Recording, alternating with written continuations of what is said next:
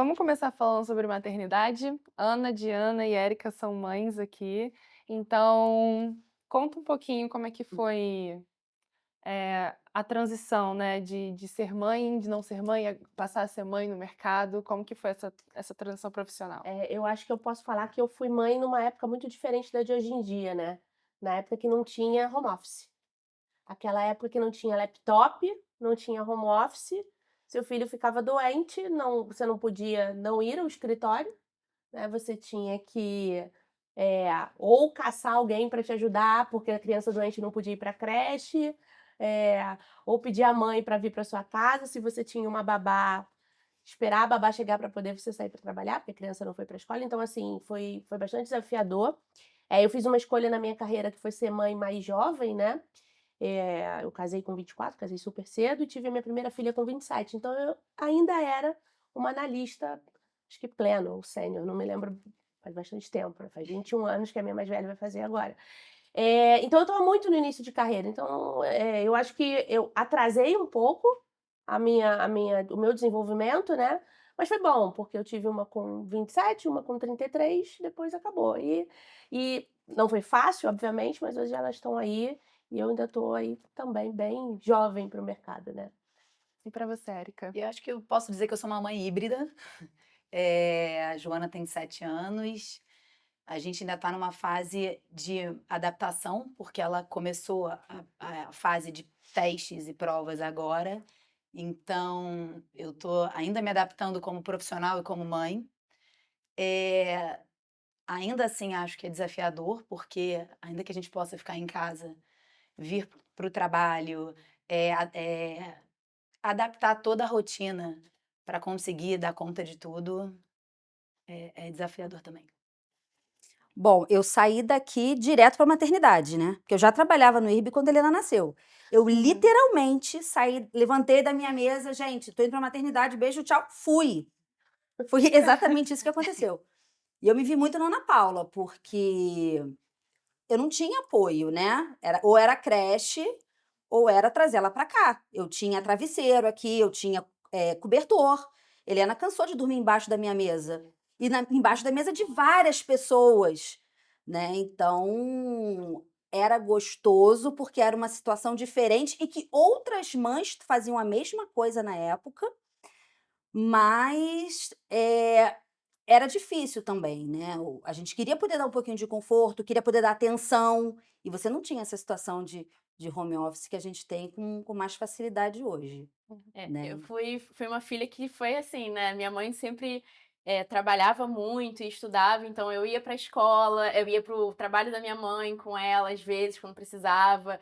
Se saía da rotina, minha mãe tinha que dar um jeito de conseguir encaixar tudo dentro da rotina para dar tudo certo. Então, era muito isso de ter que pedir ajuda para alguém cuidar da criança, ou ter que ir para o trabalho da mãe para poder ficar ali quando sai alguma coisa da rotina, então eu vi muito a minha mãe tendo esses E desafios, você né. tem essa memória? Tenho muito. Nossa, eu vinha para o escritório, eu ia para o escritório, e aí a gente brincava. Tinham outras mães que traziam também os filhos que precisavam na época, que hoje em dia é muito menos comum. Justamente acho que o home office traz essa flexibilidade para a mãe. Mas tinham outras crianças também, então tenho muita memória de ir para o escritório e conhecer outras crianças no escritório também que as mães precisavam levar numa situação dessa. Então, acho que o home office traz muito esse benefício para as mães hoje em dia poderem estar mais perto nessas situações. Eu tenho uma outra lembrança também que eu trabalho na controladoria desde bastante tempo, né, e a gente tem lá os períodos de pico de trabalho, e o final do ano é um período de muito trabalho por conta do orçamento, né. E aí eu lembro que a minha menor, deveria ter acho que uns 5 anos, aquela época que acabou de aprender a escrever. E aí, era bem véspera, bem perto do Natal, quando a gente aprovou o orçamento, e eu vinha vindo de semana, chegando tarde, tipo, acordando, levando ela para a escola, enquanto chegando em casa ela já estava dormindo. E aí no dia do Natal, tinha uma cartinha para mim, com um presente. E eu conto sempre essa história, porque ela realmente me marcou muito. Tinha uma cartinha com presente, eu abri a cartinha, primeiro eu abri a cartinha, eu falei assim: "Mamãe, Feliz Natal, eu te amo muito, mesmo você ficando tão longe e trabalhando tanto". Tadinho. Tadinho, eles sentem. Um minuto de silêncio pra cartinha, né? Porque assim, mãe é sinônimo de culpa, né? A primeira mãe que não tem culpa que jogue a primeira pedra. E essa culpa não vai embora nunca, né? Ela fica aí pra sempre, né? Até... naquele momento, né, ela tava do jeitinho dela me mostrando, mãe, fica um pouquinho, né? E hoje na fala dela, principalmente da minha mais nova, né, que ela é mais sentimental, ela lembra que assim, eu não brincava muito. Porque às vezes eu chegava tão cansada que eu não tinha muita paciência mesmo de brincar, né? O pai sempre brincou muito mais do que eu, não porque ele também não chegasse cansado, mas ele tinha um pouco mais de paciência, né? Eu tenho muita sorte também, porque ele não pode jamais, né, ouvir isso, brincadeira, eu falo pra ele, mas eu acho que a parceria, né, do pai, ela é, apesar da gente estar falando só de mulheres, aqui a gente precisa reconhecer quando a gente encontra um companheiro que ajuda a gente nessa jornada, porque é Não é muito muito, comum. muito importante um parceiro que dê a mão pra gente, né?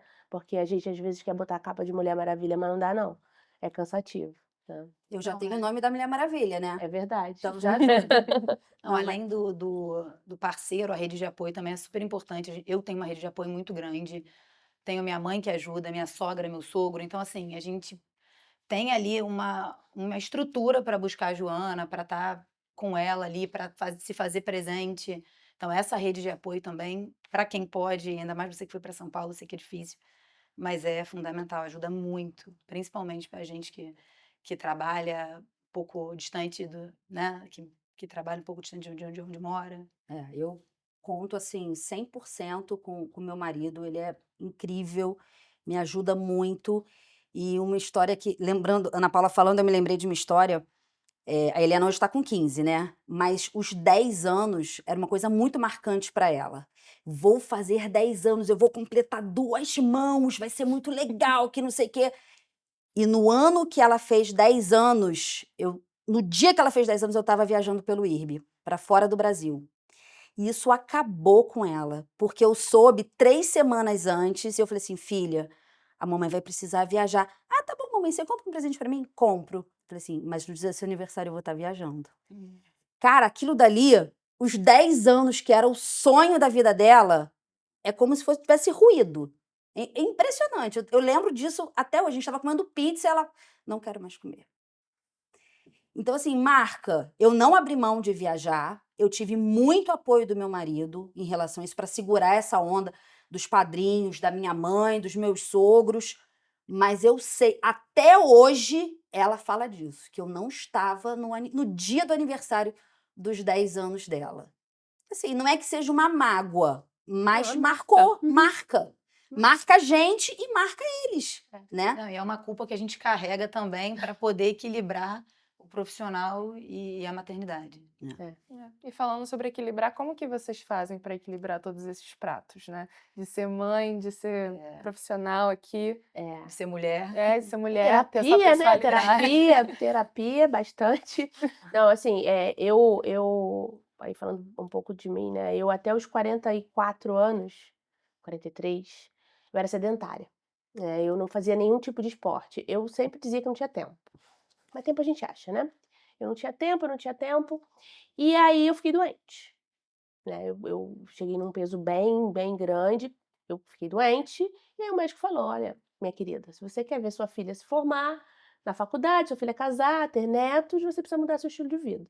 E aí somava tudo, né? Somava o trabalho em excesso, alimentação tenebrosa, veio a pandemia, né? E eu falei, bom, vou mudar minha vida. E aí eu descobri treino, a musculação. E hoje eu vou dizer, no dia que eu saio do trabalho muito estressada, muito cansada, eu vou treinar. É muito bom. Eu encontrei a minha terapia do descarrego, né? E é óbvio, né, que não é só isso que equilibra, mas isso ajuda a você meio que soltar uma tensão, sabe? Hoje, assim, eu não moro perto do trabalho, levo um tempo para chegar em casa. As minhas filhas são grandes, então acho que até meu depoimento é um pouco diferente do da Eric e do da Diana, porque eu tenho uma de 21 e uma de 15, então já não dependem tanto de mim para muita coisa, mas a atenção, ela não muda, né? Eu chego em casa, elas ficam atrás de mim, né? Me caçando para me contar o dia inteiro, né? Então a gente tem lá que fazer o ouvido, pedir um pouquinho de síntese, vamos só resumir, né. E depois tem o marido, né, também. Você tem que caçar, como você falou, né, ficar bonita, ficar com o corpão, mas estudar, porque você não pode parar de estudar se você quer crescer. Você vai equilibrando, vai achando e você tem que ter a válvula de escape. Hoje a minha é o treino. E é legal que você falando que treinar, mas o treino tá associado também com você cuidar de você, né, e É você isso. tirar um tempo pra Seu você. momento. É, exatamente. Muitas vezes você acaba deixando de lado no dia a dia, né, mas é muito importante, é uma terapia realmente. É. É um momento também de você estar lá fazendo algo por você, cuidando de você, enfim, isso que falta. Muitas pessoas que não conseguem, perdem esse equilíbrio, porque você tenta equilibrar muita coisa, mas se você não cuidar do que tá dentro, do cuidar de você, nada vai conseguir ficar equilibrado. Exato. Eu acho que o meu equilíbrio ele tem muito a ver com organização. Como eu não tenho cargo de gestão, para mim é um pouco mais fácil de falar, né? Mas eu acordo cedo, eu chego cedo no trabalho, eu organizo o meu dia sem ter problema de telefone, de alguém estar mandando já WhatsApp, de estar chamando no Teams, não. Eu consigo organizar o meu dia e isso me traz equilíbrio. Então, eu gosto de chegar cedo, eu gosto de sair no horário, né? E vou para casa, faço as minhas coisas, vou na academia do condomínio, tenho um momento com a Helena, tenho um momento com o Marcelo, né? Meu marido. Então, a partir do momento que eu consigo organizar o meu dia, isso me traz equilíbrio de tudo que eu tenho que fazer.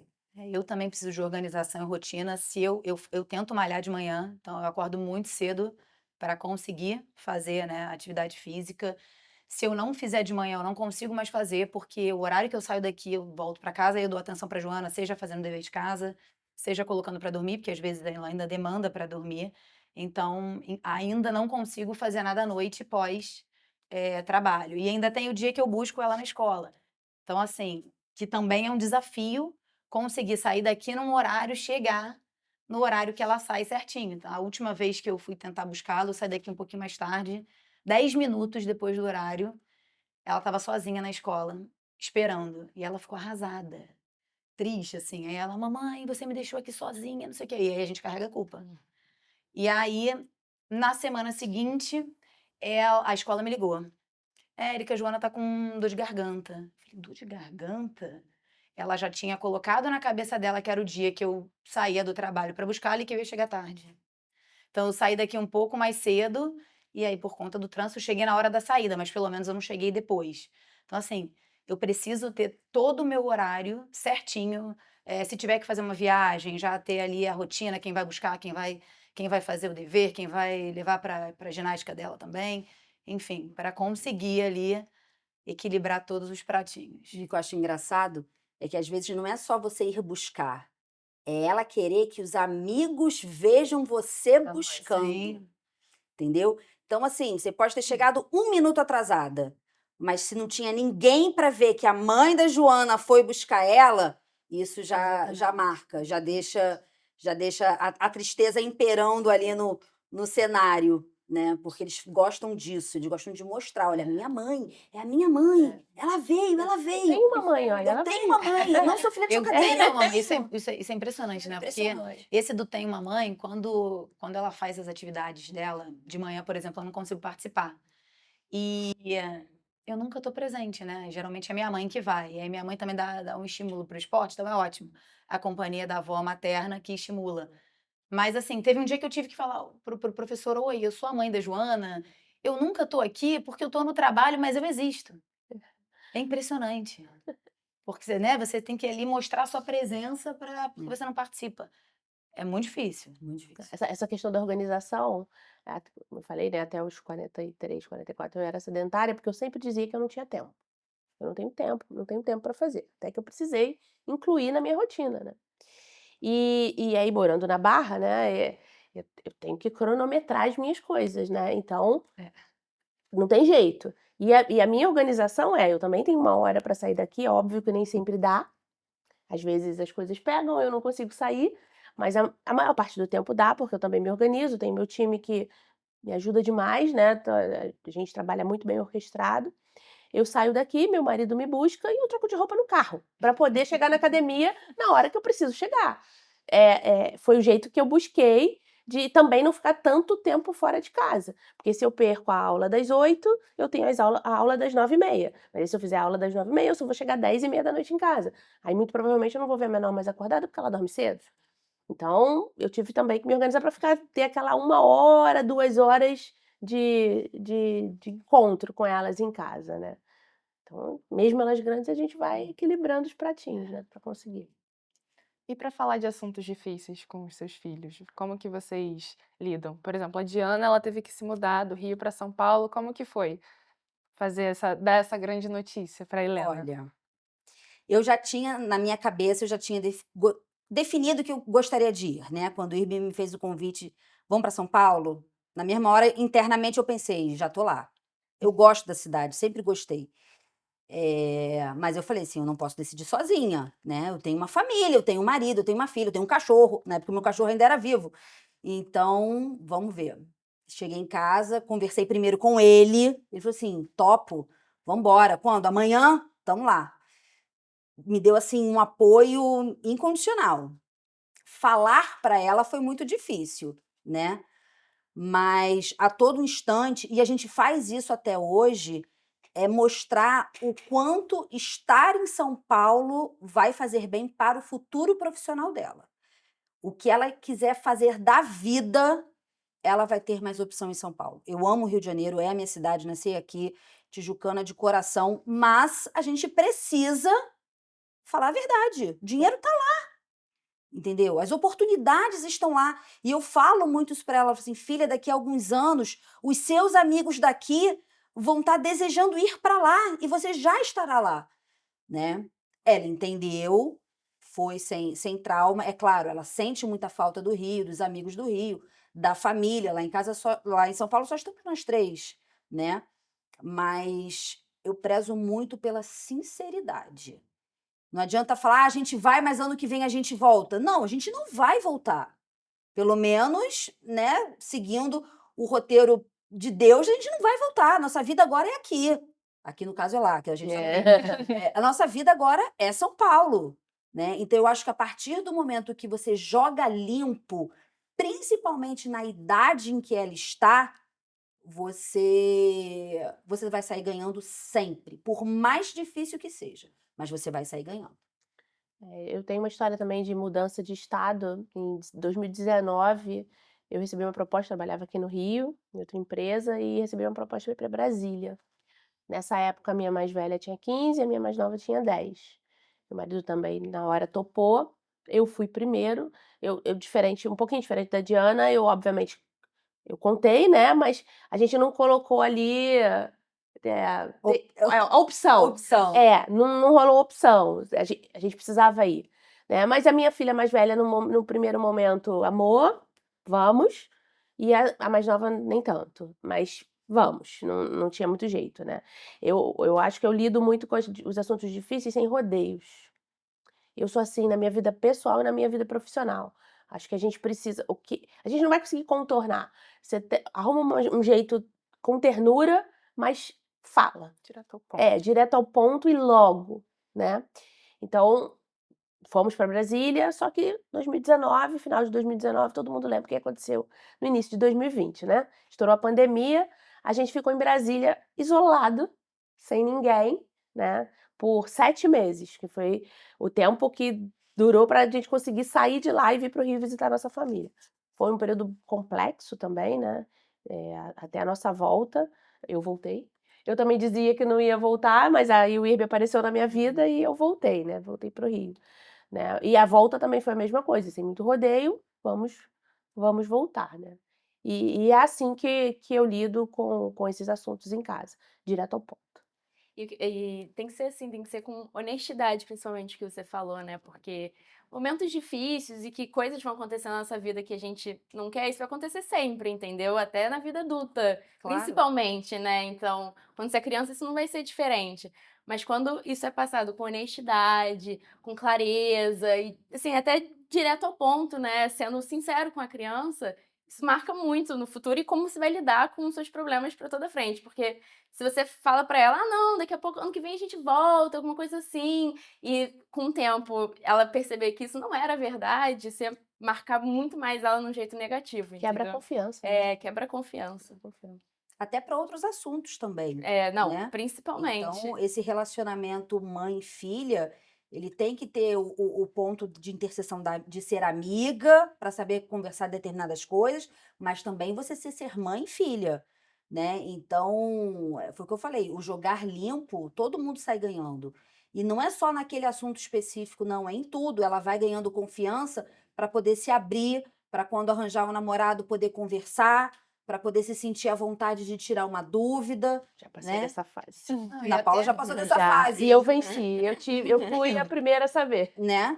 E eu acho que foi desse jeito, né? Sim. Com clareza, honestidade. Foi. Até porque hoje, eu acho que até Ana Paula, talvez tu, com a mais velha, não tenha sofrido tanto, mas de repente com a Gabriela, sim. Mas eles têm muitos acessos. Acesso a tudo. Você pega o tablet, você pega o celular, você entra na internet, você. Sabe? Então, se a criança não tiver confiança em você, e criança que eu falo é porque pra gente sempre vai ser criança. Mas essa idade, né, da adolescência, 15, 16 anos, 21. se você não passa essa segurança de que o seu filho, né, a sua filha podem vir conversar com você, você está dando uma oportunidade para terem acesso, para descobrirem coisas que às vezes não está nem na hora. Se você não conversar com seu filho, alguém vai Entendeu? conversar. Alguém vai com conversar. você. E da Vai maneira ser algum- errada. E muitas vezes da maneira errada, né? Então, eu acho que essa minha fala de jogar limpo, né? Você vai colher frutos positivos para tudo na Com vida. certeza. Não, é jogar limpo, é ser honesto e, assim, até se colocar nos exemplos, né? O que deu certo para você, o que deu errado. Talvez o que deu certo para você ou deu errado não vai ser a mesma coisa para ela, mas, assim, é importante também se colocar ali num lugar de eu tentei uma coisa, não consegui, mas agi de outra forma, até para você mostrar ali para ela como é que ela deve conduzir da melhor forma. Então, essa honestidade realmente é fundamental.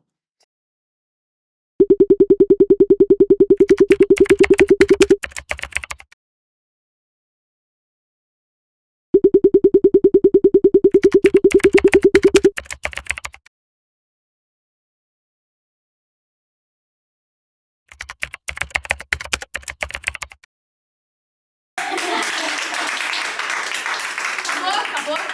Sobrevivemos, vocês gravaram tudo. Corta a metade, hein? Corta a metade, por favor. Corta a metade. Obrigada, gente. Muito bom, muito bom.